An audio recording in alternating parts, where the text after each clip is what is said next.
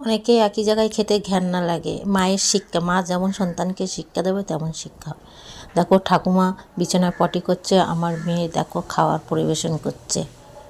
যেমন যে কর্ম করবে তেমন ফল পাবে, শুধু সময়ের অপেক্ষা, শুধু একটু ওয়েট করো বন্ধুরা।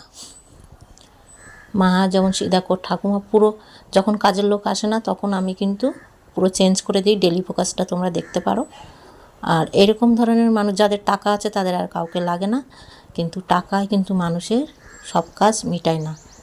মানুষের সময় অসময়ে প্রয়োজন হয়, এটা কিন্তু মাথায় রাখবে। টাকা থাকলে সব কাজ হয় না। তো পেনশন পেত, কিন্তু দেখো টাকায় কিন্তু খাবার দিয়ে যাচ্ছে, কিন্তু দেবে কে? দেখো ঘরে কিন্তু দিয়ে সেই চলে যাবে, কিন্তু বলে না আগে মানুষকে সম্মান করো, তারপরে টাকা নিয়ে স্বর্গে যেও। এটা যাদের মানুষকে পছন্দ।